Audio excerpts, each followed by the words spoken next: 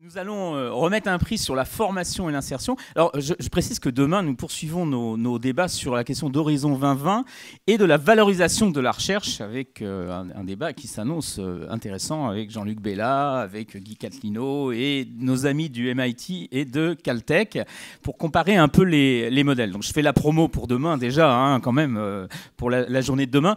Donc, on va vous demander avec Gilles Roussel, qui était dans le jury. J'attends... la petite statuette, voilà, qui arrive. Merci Benoît. De remettre ce prix à l'Université de Savoie et son club des entreprises, un prix qui est remis en association avec l'association Synergie Campus Entreprises, qui réunit ce qu'on appelle les campus managers d'entreprises qui travaillent depuis maintenant des années avec AEF sur les rencontres universités-entreprises. Et voilà, c'est Nicolas Béguet-Guerrero de la Société Générale aussi, qui représente l'association Synergie Campus et qui peut venir là pour remettre ce prix. Gilles, voilà, on peut appeler l'Université de Savoie. L'Université de Savoie, donc où est-ce qu'il est le président de l'Université de Savoie? Oui, je ne les vois pas. Voilà. On a les projecteurs. Je vais dire quelques mots, oui, on ne les voit pas arriver. Donc avant, donc...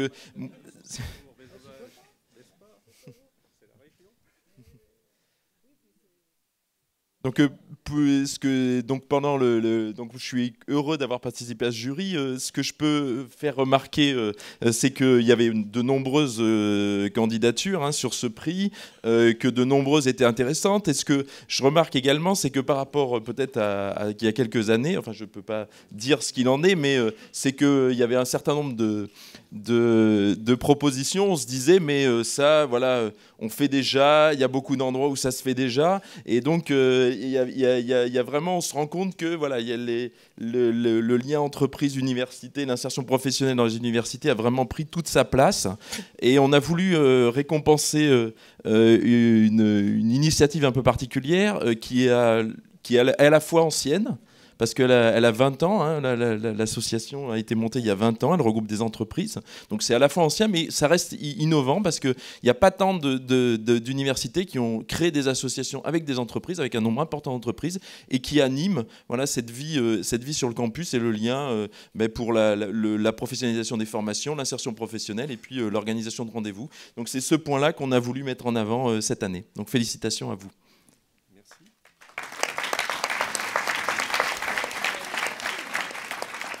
Bon, merci bien entendu. Bon, c'est un grand plaisir, un grand honneur. Je serai court pour laisser tout de même la parole aux représentants du monde des entreprises, puisque l'essentiel est quand même là aujourd'hui.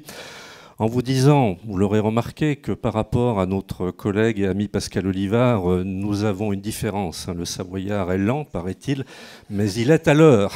C'est quand même un élément qu'il convient de remarquer, en l'occurrence. Voilà.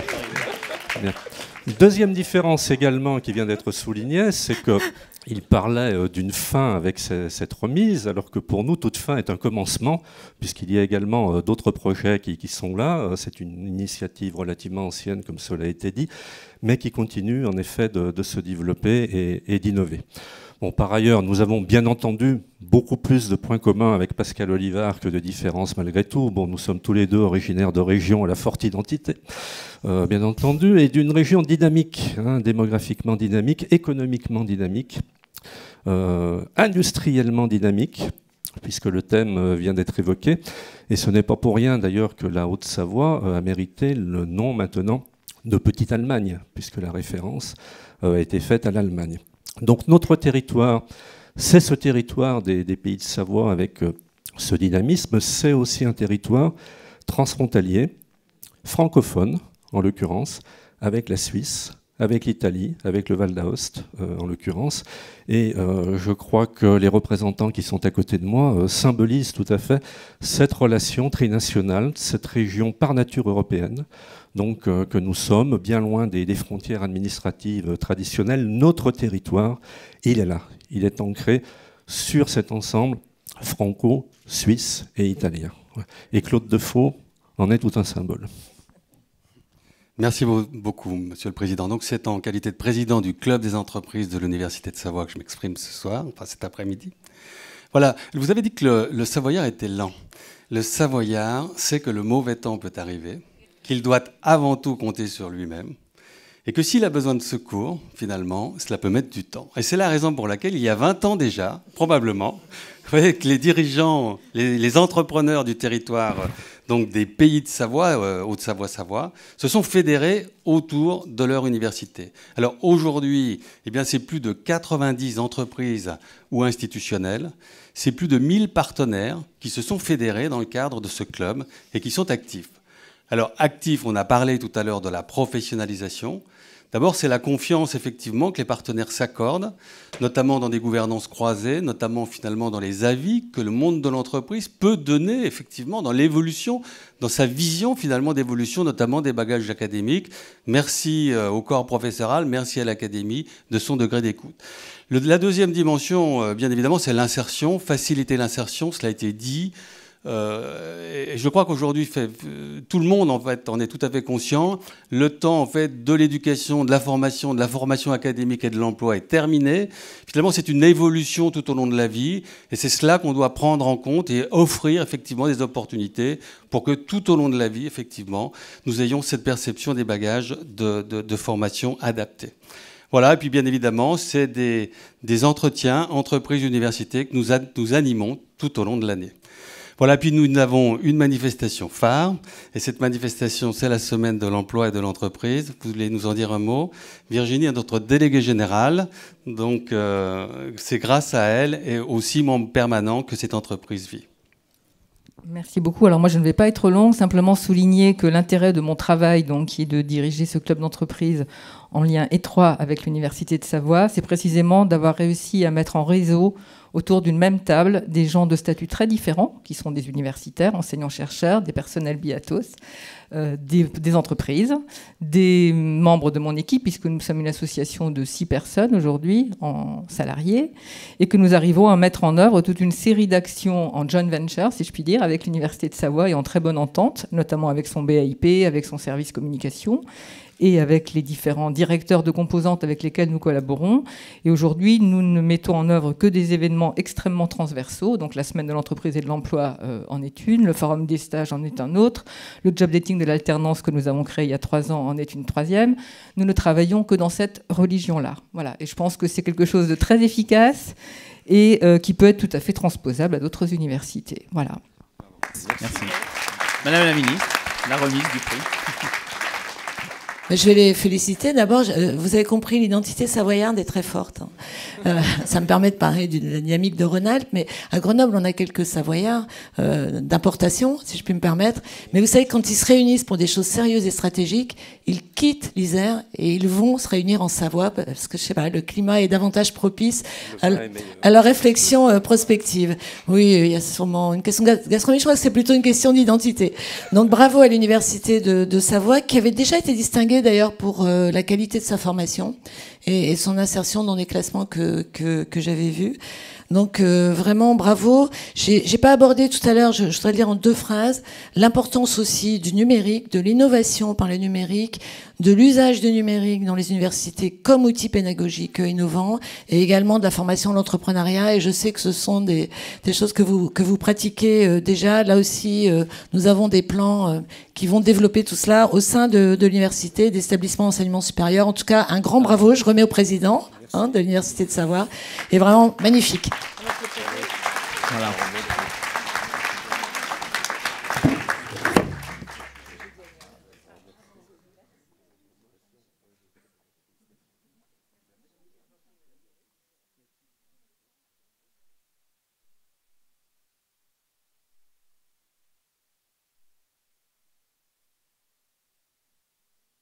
Alors voilà, donc on a des deuxièmes prix qui ne sont pas des seconds prix au sens dans l'ordre, hein. C'est vraiment le prix coup de cœur sur la formation et l'insertion et le prix PME, spécial PME sur la recherche et l'innovation qu'on a dans le cadre du jury décerné à Technometrix avec l'INRIA et aussi d'autres établissements d'enseignement supérieur, mais enfin avec l'INRIA parce que Michel Gosnard nous fait le plaisir d'être parmi nous. Je ne vois pas Christophe Lecante, mais il est là. J'ai le projecteur, Christophe. Voilà, c'est encore un Rhône-Alpin. Donc, Voilà. Je Voilà, précise quand même que la ministre n'a pas choisi. Hein. Je découvre deux Rhône-Alpins. Ah non, c'est vrai. C'est un pur hasard. Je confirme qu'elle n'était pas dans le jury. Voilà. Bah, Ludovic, on improvise un peu en fonction de... Voilà. Et vous savez, Madame la Ministre, qu'on a un autre prix sur la formation et l'insertion. On a des prix sur l'économie sociale et solidaire avec Monsieur Bancel du Crédit Coopératif. Voilà. Je pense qu'on va changer de région. J'ai même cru comprendre que Marne-la-Vallée avait peut-être un prix. Donc voilà. Donc puisque vous voulez remettre le prix à Technometrix...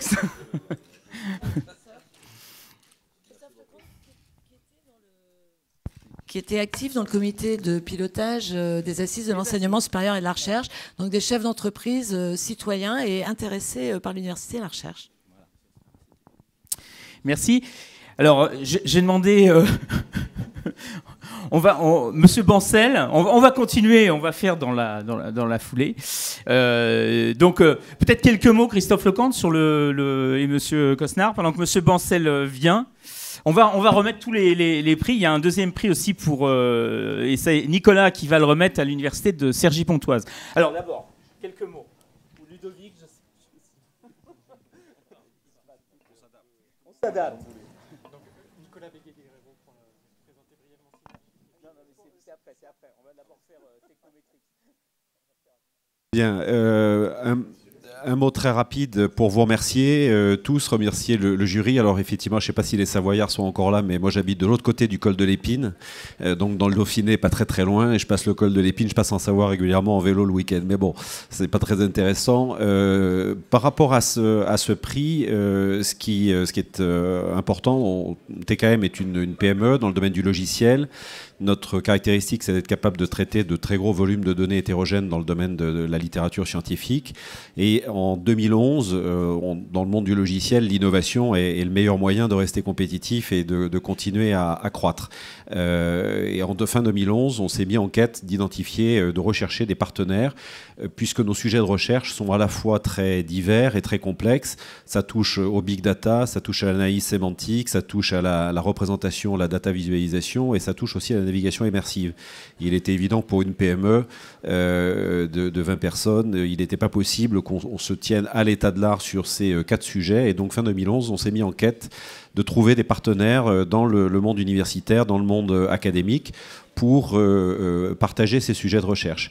Et donc on a rencontré un accueil très favorable à l'INRIA et en particulier de son président, que je remercie sincèrement.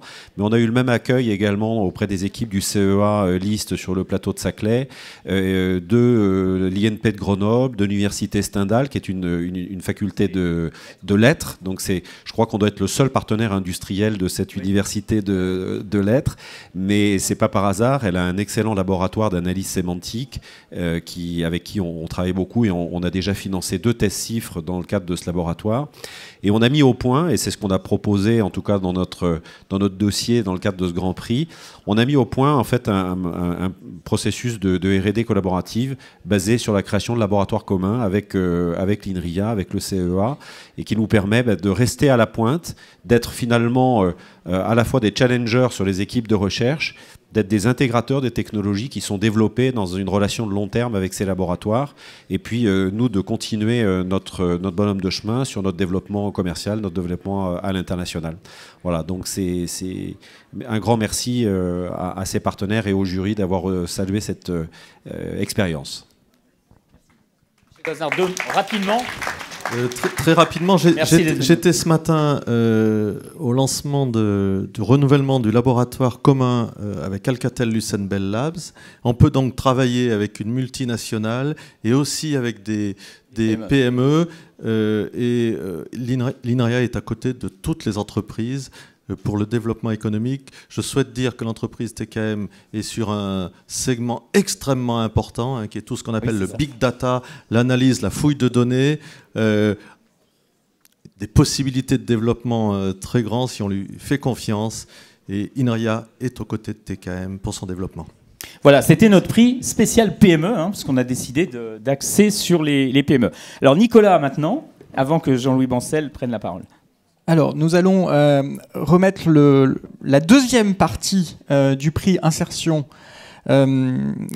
Laurence Parisot mentionnait tout à l'heure que peut-être on avait un deuxième prix à remettre pour Meublé. Là, ce n'est pas pour Meublé. Il y a eu effectivement, et c'est ce que signalait Gilles Roussel, de très bonnes initiatives qui ont été proposées lors des prix.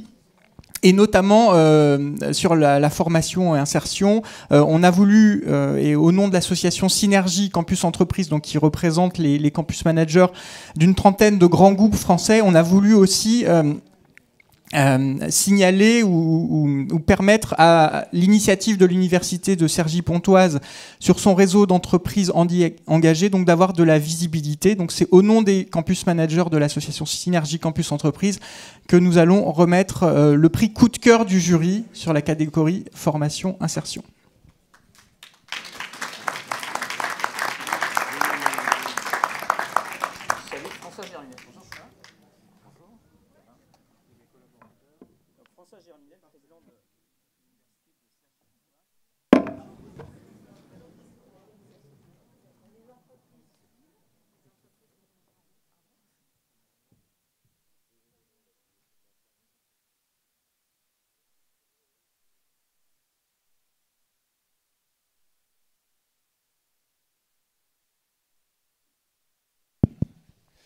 Très bien, je vous remercie. Il y a des universités qui sont apparemment rapides, pas à l'heure, d'autres qui sont lentes, mais à l'heure. Peut-être que Cergy est rapide et à l'heure, contrairement au RERA qui nous dessert. Je suis extrêmement flatté de recevoir ce prix au nom de l'université de Cergy-Pontoise, au nom de tous les collègues qui sont ici à mes côtés et qui ont travaillé à la constitution de ce réseau d'entreprises engagées, et puis évidemment également au nom des entreprises partenaires, qu'ils soient des grands groupes ou PME, qui nous ont fait confiance pour constituer ce réseau qui permet à des étudiants, à des diplômés handicapés de se faufiler un peu plus dans les mailles très compliquées des procédures de recrutement et d'essayer d'avoir un accès plus facile à l'insertion. Voilà, nos entreprises partenaires sont là avec nous. Capgemini et sa filiale Sogeti, le Crédit Agricole Île-de-France, le groupe La Poste, le groupe Orange, Veolia Propreté et puis une PME, Triangle. Je voulais juste dire en 2 mots que, voilà, vous le savez, la conjoncture est pas facile. Je ne veux pas vous plomber le moral juste avant le déjeuner, mais on a vu les courbes du chômage. Et c'est évidemment lorsque la conjoncture est difficile que les plus faibles souffrent encore plus. Ceux qui ont des difficultés à rentrer sur le marché de l'emploi, parce qu'ils ne viennent pas du bon quartier, parce que leur nom n'a pas la bonne consonance, parce qu'ils sont une fille, une future mère ou une mère et que c'est pas forcément facile du coup de trouver du travail, et parfois aussi parce qu'ils sont handicapés moteurs ou bien psychologiques. Et c'est du coup notre devoir, notre responsabilité sociale à tous que de faire attention à ceux qui sont plus fragiles, surtout lorsque la conjoncture est très difficile. Et donc les universités, donc là on met à l'honneur Cergy, mais je vous en remercie, mais il y a beaucoup d'autres universités qui travaillent comme nous.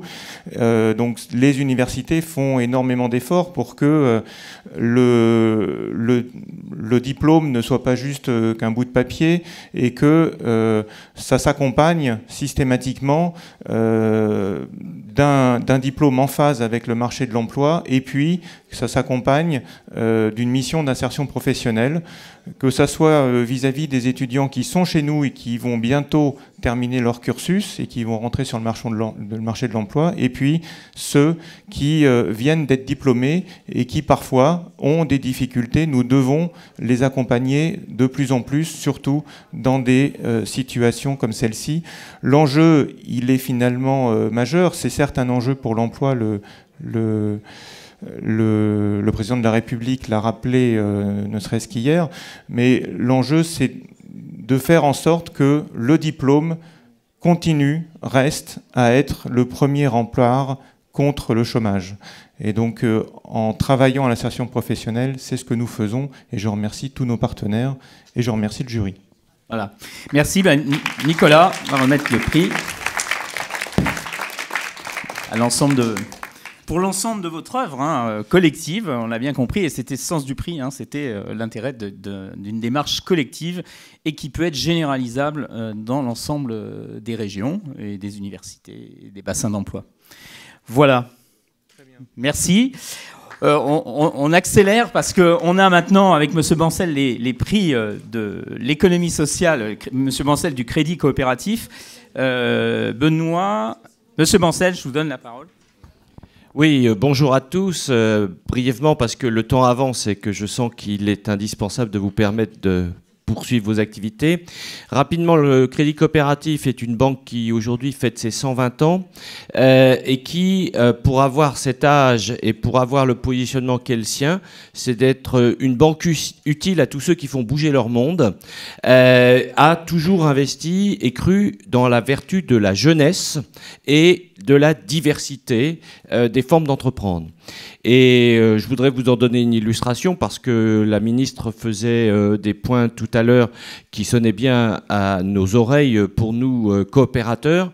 2012 a été l'année internationale des coopératives. Dans le monde, il y a 1 milliard de coopérateurs et bien évidemment, tout ceci, ça marche que pour autant que ça soit des entreprises branchées sur leur monde, que ce soit le monde de la formation, bien sûr, ou le monde de l'activité.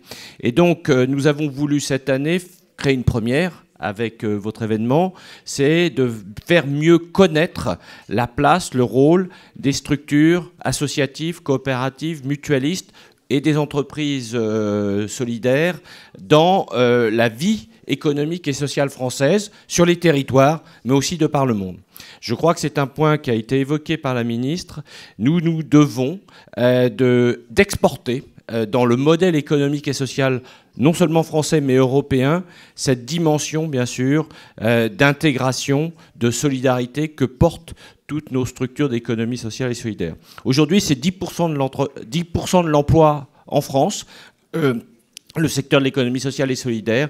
Et donc, c'est évident que nous devons d'être totalement branchés, en phase avec le monde de l'enseignement supérieur et de la recherche. Sujet très important pour nous au Crédit Coopératif, sur lequel nous avons mis la focale depuis 2005, donc c'est une certaine forme de constance. Et donc aujourd'hui, je suis particulièrement heureux qu'ait été retenue par le jury une entreprise que nous connaissons bien au Crédit Coopératif, qui est une structure coopérative, ça aurait pu être aussi avec un autre statut juridique, et une université, l'université de Marne-la-Vallée, que nous connaissons également bien, parce que ça fait plus d'un certain temps déjà qu'elle est engagée dans cette question de la formation aux problématiques de l'enseignement, de l'économie sociale et solidaire.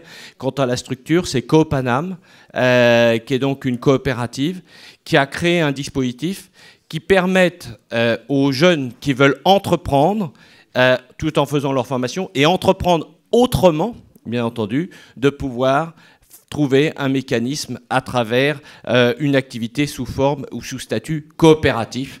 Et là, on a la duplication à notre secteur du principe, bien sûr, que l'on veut, et que la ministre rappelait, que l'on veut cultiver, qui est faire en sorte que nos lieux d'enseignement soient aussi des lieux de création et de branchement sur la vie au quotidien. Merci. Et donc, je vais laisser la parole au président de Marne-la-Vallée, bien entendu.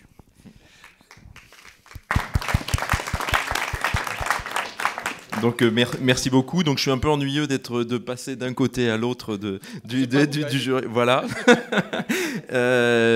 J'ai donc aucun mérite à être à l'heure, contrairement à mes prédécesseurs. Voilà. Donc rapidement, parce que je vais laisser quand même les porteurs du projet l'expliquer plus longuement. Donc l'université Paris-Marne-la-Vallée, la ministre l'a rappelé, on est fortement engagé dans le lien université-entreprise à tous les niveaux.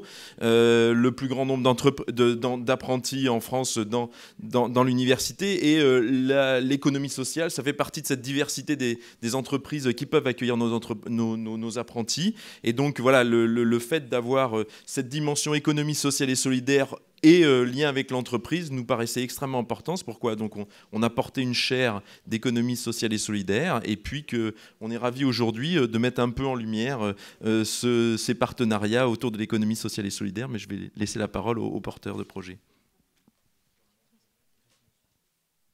Bonjour, moi je vais prendre la parole pour Copanam, je suis Noémie de Grenier. C'est une belle surprise et un grand plaisir de recevoir un prix ici. C'est pas tous les jours qu'une coopérative ouvrière de production a une place dans ce genre d'endroit, et c'est une bonne nouvelle. Nos actions vis-à-vis de l'université, elles ont démarré donc dans un partenariat depuis quelques années avec la chaire ESS de Marne-la-Vallée. Ce qu'on porte nous à l'intérieur, c'est cette idée que on peut entreprendre, on peut être porteur d'un agir économique au service de nos métiers, au service de nos convictions, et pas seulement au service de la rentabilité du capital. Et c'est ce qu'on essaye de porter avec les étudiants de Marne-la-Vallée, et j'espère avec d'autres universités si on continue à développer ces actions. Parce que bien trop souvent, on croit que c'est pas possible, que pour réussir, il faut être tout seul, et que la réussite passe forcément par l'argent. Ce qu'on essaye de porter, c'est qu'on peut vivre de nos activités dignement, en portant aussi des activités porteuses d'utilité sociale et de mieux être ensemble. Oui, je veux bien ajouter donc un mot. Hervé de Falva, responsable donc de la chaire ESS à l'Université de Marne-la-Vallée. Tout à l'heure, Laurence Parisot évoquait un souvenir personnel. Je vais aussi évoquer un souvenir personnel qui était celui de mes premiers pas à l'université. Il y a trop longtemps, et qui étaient les premiers pas dans un laboratoire qui s'appelait Charles Gide pour la pensée économique. Et donc je suis effectivement très ému et fort honoré de ce prix, car Charles Gide était un grand universitaire, un grand coopérateur, et que la récompense qui est faite et l'innovation qui est faite cette année pour le prix mention spéciale ESS montre finalement que l'idée qui lui était chère de république coopérative n'est pas une idée obsolète pour le musée, mais est une idée d'avenir. Et cet avenir, ce sont les jeunes étudiants qui se sont impliqués dans ce projet, qui se sont mobilisés dans cette initiative partagée entre Copanam et l'Université de Marne-la-Vallée, que nous avons appelée COP-Apprendre, qui a consisté pour l'année dernière à commencer à mettre les fondations d'un bar coopératif au sein de l'université avec les circuits courts.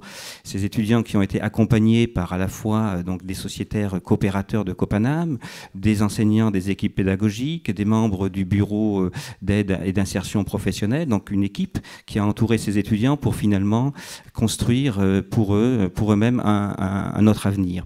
Et je terminerai simplement par un vœu, qui est que bien cette première fleur de printemps annonce des moissons abondantes pour l'économie coopérative, et que ces moissons abondantes, s'il y a, elles ne seront pas seulement le fait des coopératives, mais bien d'une nouvelle alliance, et par rapport à laquelle le ministre de l'enseignement supérieur de Madame Fioraso aujourd'hui, ou le mouvement d'entreprise de Madame Parisot, ont un rôle important à jouer dans cette nouvelle alliance pour une économie coopérative qui n'ignore pas la stimulation, l'émulation, mais qui l'oriente dans une coopération.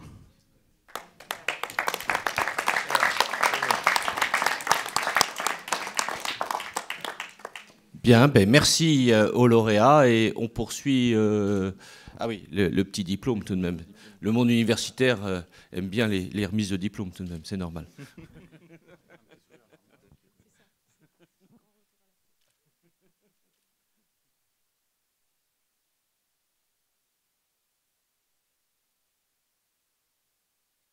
Voilà, et le dernier prix coup de cœur, je crois, c'est ça, hein, c'est pour Mosaïque RH, qui est donc une structure associative que nous connaissons, je pense, ou j'espère que ce prix va aider à mieux connaître, qui a une vocation, c'est de permettre aux jeunes issus de la diversité de plus facilement pouvoir trouver leur place dans une activité d'insertion, dans une activité professionnelle, pardon, en les aidant justement à se former au processus d'entretien, puisque aujourd'hui c'est tout de même ce par quoi il faut passer, et donc c'est eux que le jury auquel le jury a attribué ce prix coup de cœur de l'économie sociale. Mais je vous laisse peut-être le présenter un peu plus précisément. Merci beaucoup. Donc effectivement, Mosaïque RH, c'est un cabinet associatif dont l'objectif est de faire rentrer les jeunes des quartiers populaires dans l'entreprise. L'idée pour nous est de promouvoir la diversité, qu'on sait être source d'innovation, source de créativité et donc de richesse pour les entreprises. On travaille beaucoup avec les universités puisque c'est notre principal pourvoyeur aujourd'hui de candidats. Donc on les remercie aussi parce que sans eux, on n'aurait jamais eu ce prix. Voilà, on travaille à la fois côté entreprise pour répondre à leurs besoins en termes de stage, d'alternance d'emploi, répondre à leurs besoins de compétences. Et de l'autre côté, on travaille avec des candidats qu'on va aider à se préparer à l'entretien, qu'on va accompagner collectivement, individuellement sur comment on fait un entretien, un bilan de compétences, tout un tas de sujets. Et l'idée est vraiment de créer la rencontre entre ces deux mondes. Donc l'année dernière, Mosaïque RH, c'est à peu près 366, donc pas à peu près, mais très précisément, 366 placements en stage et en alternance pour des gens qui sont issus de l'université. Et on espère pouvoir continuer à travailler avec vous le plus longtemps possible. On est persuadé qu'il y a de la vraie richesse et des vrais très bons profils pour les entreprises dans l'université.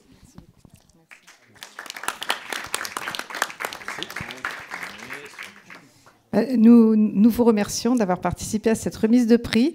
Et Monsieur Bancel nous invite à partager le verre de l'amitié avec tous les lauréats pour qu'ils vous racontent beaucoup plus en détail ce qu'ils font. Et ils font vraiment des choses très, très formidables. Et c'est pour cela que nous remettons ce prix cette année qui pour nous est un moment très solennel et qui montre réellement le rapprochement entre les entreprises et les universités. À tout de suite.